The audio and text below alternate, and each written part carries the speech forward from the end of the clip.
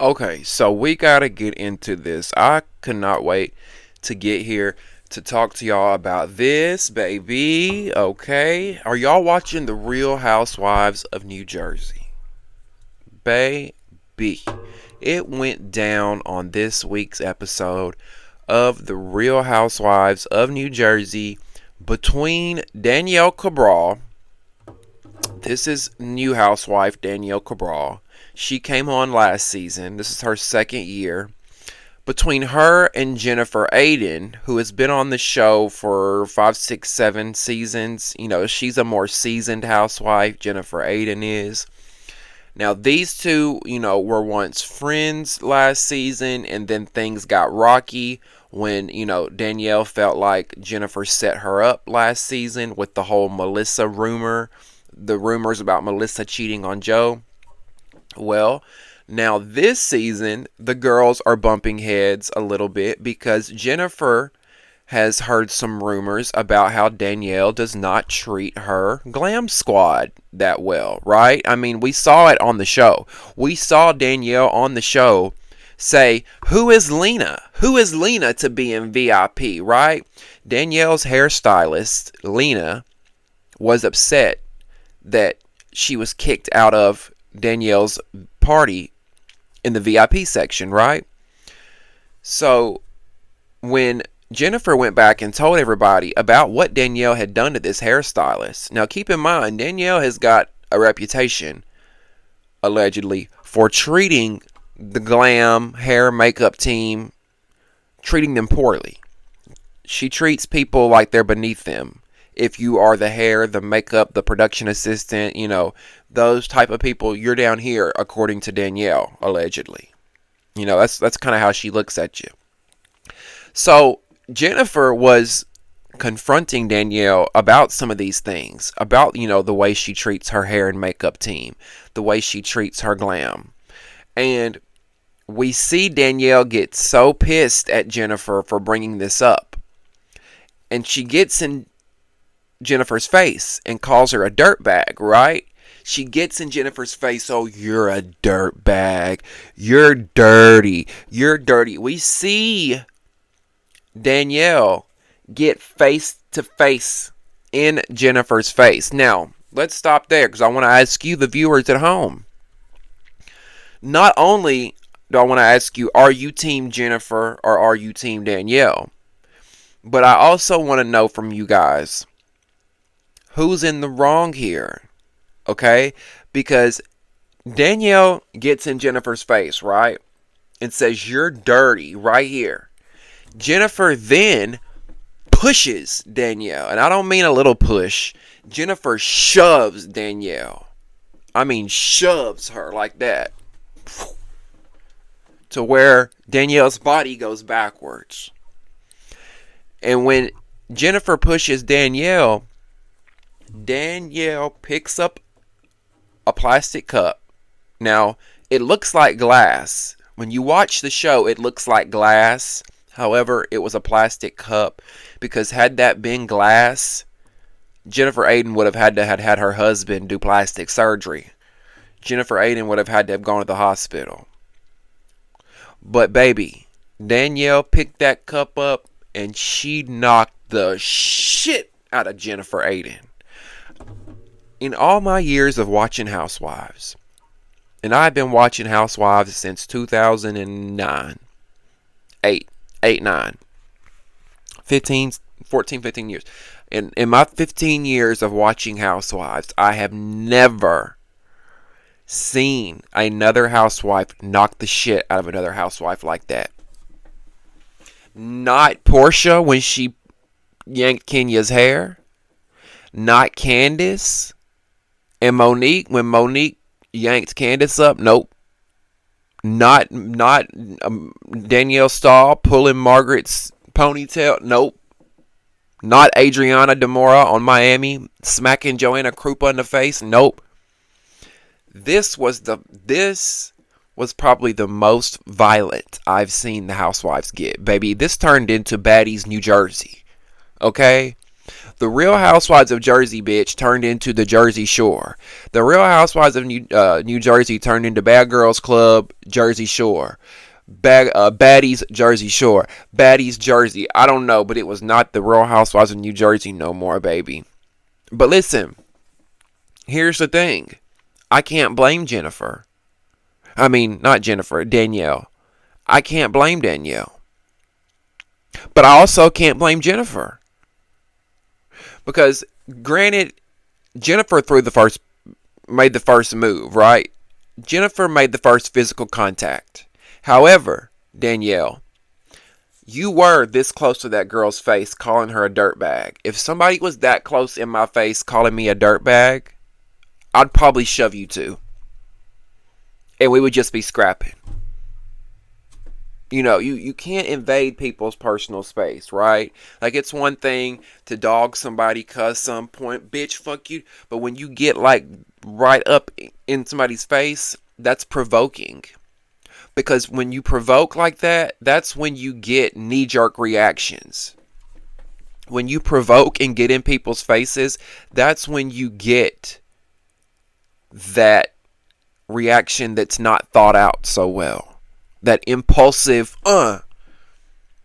that reflex. There is no time to think in those moments. And I'm not, I used to like Danielle. I don't really care for her no more. And I'm more of a Teresa and Jennifer fan. However, I always call it like I see it. And I always call it real. And I can't blame Danielle in that situation. Now, Danielle, I don't think you should have gotten Jennifer's face. However, if I would have been shoved like Jennifer shoved Danielle, I would have knocked her upside the head too. Now, unfortunately, this is not a good look. Now I think we see why the reunion has been canceled. They say that the season finale explains why the reunion was canceled because the season finale was so explosive and so bad. But I mean, shit. Do we even need to see the season finale now to know why the reunion was canceled? Hell, we see. These girls can't be in a room with one another without getting violent, without getting physical, without glasses being shattered and fists being thrown, people being shoved. It's gotten so dark and so toxic that I hope you girls are happy because over half of y'all are going to be out of a job next season. Especially you, Jennifer. Jennifer, I don't think you'll be back. Teresa will be back, but I don't see Jennifer coming back. She's caused way too much damage behind the scenes, in front of the scenes. A lot of calculated drama, a lot of stage stuff she was doing behind the scenes. Puppeteering, allegedly.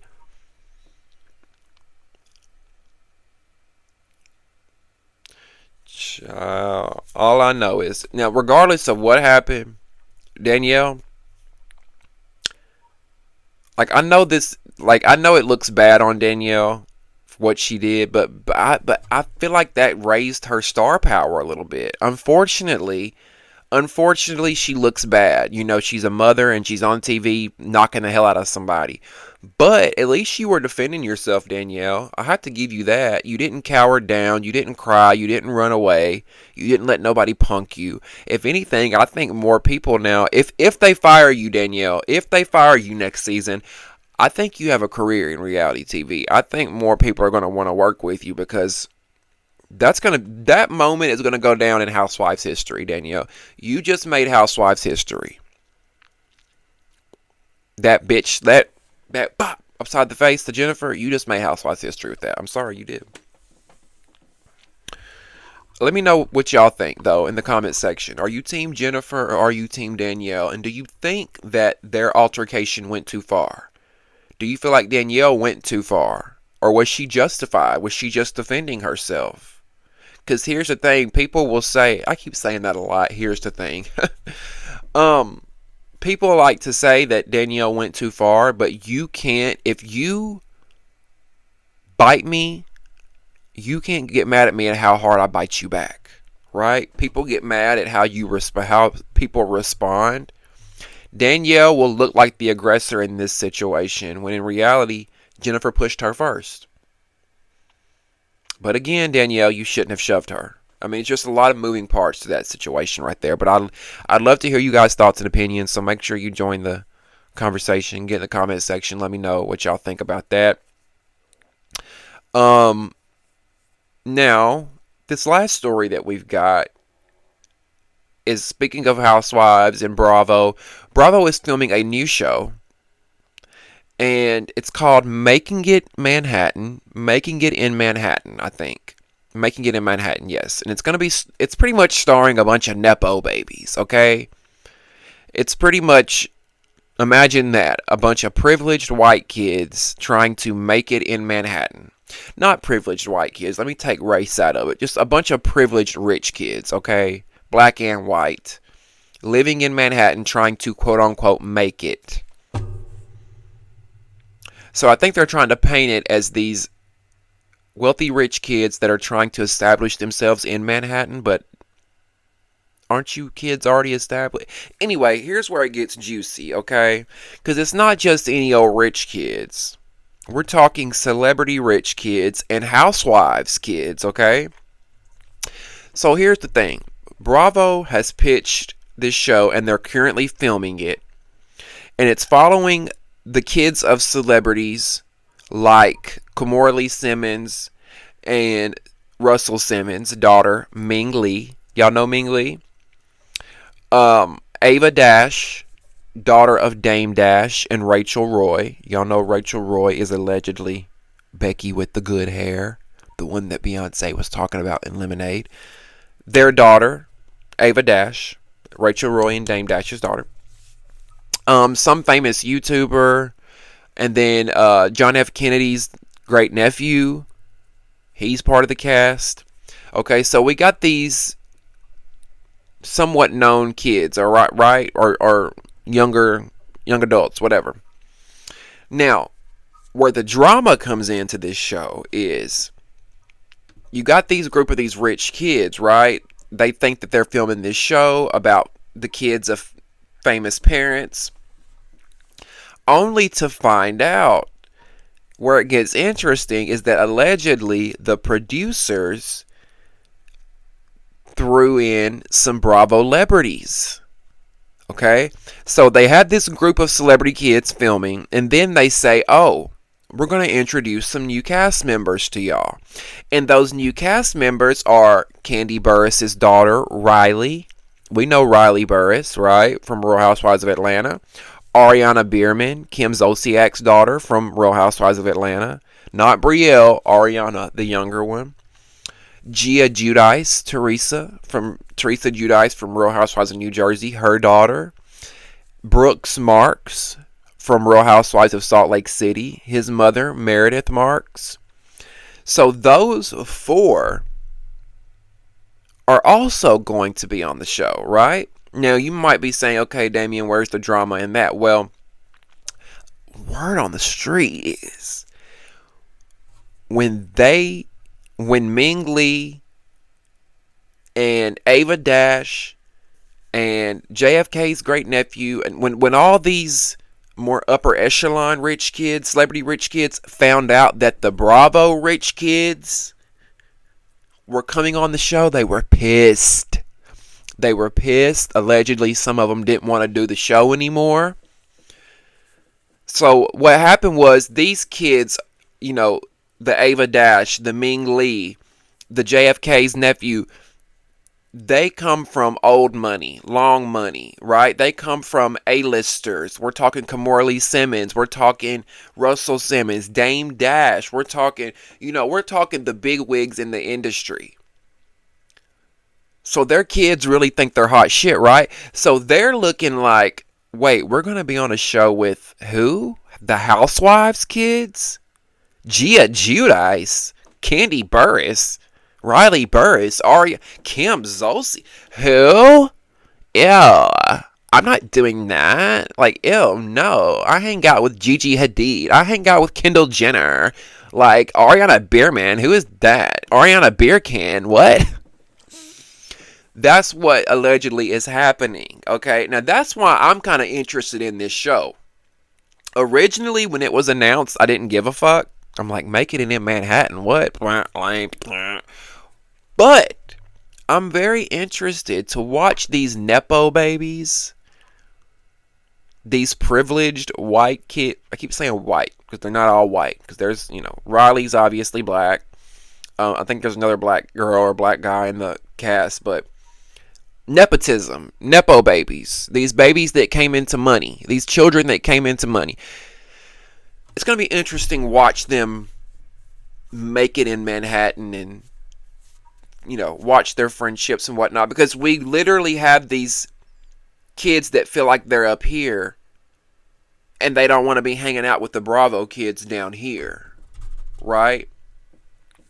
Now, there's already been some footage circulating social media. We saw a scene the other day. We saw Riley, Brooks, Gia, and Ariana out filming at Countess Luann's. What does Countess Luann do? Not a masquerade. She does a burlesque show, some kind of cabaret. Cabaret, that's what it is. Countess Luann. They were filming at her cabaret. Brooks Marks, Ariana Bierman, Gia Giudice, and Riley Burris. So I think they got the Bravo kids filming, then they got the other kids filming, and they're going to bring them together. I don't know. What do y'all think about this show? Are y'all watching it? Making it in Manhattan. It'll probably premiere next year. I would say next year or the end of this year. I'm here for it. I'm going to give it a chance. It's already got some juice. It's already a little juicy. I want to see the dynamic of these two, groups of kids. Let me know what you guys think. Or let me know if you're here for this show. Now, the one thing that does worry me, though, is that it's not an authentic group of friends. I mean, these people are kind of thrown together.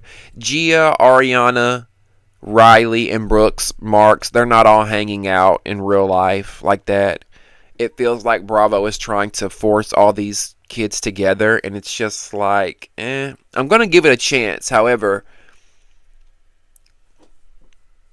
I don't know. This is the problem with reality TV. Y'all just want to throw any and everybody on a show with no chemistry. So I'm curious to see how that's going to play out. We'll have to wait and see. We're going to watch it, and you know that we will talk about it here, okay? I don't understand, though, Bravo. Why didn't y'all just cast a real group of friends in Manhattan trying to make it? That would have been more interesting to me. Real people who are really in Manhattan trying to make it, hustling, grinding, a real group of friends. Kind of like what y'all did with Vanderpump Rules 10, 15 years ago, but do it in Manhattan and not in a restaurant. Y'all know what I mean? Anyway, if y'all are here for it and you would watch it, let me know in the comment section below. I want to thank you guys so much for joining me for another episode of Damien After Dark. I really and truly appreciate you being here. It's been fun shooting the shit and talking smack with y'all. I'm so thankful to have you here. It's like having your gay best friend in your pocket. Take this podcast with you on the go wherever you're at with Apple Podcasts and Spotify. You can also watch a visual of the podcast on YouTube by subscribing to the Damien After Dark YouTube page. If you are watching via YouTube, make sure you click the subscribe button and like this video. Also, get in the comment section and join the conversation. Leave me your thoughts and opinions on any or all of the topics that we discussed in this episode. Okay?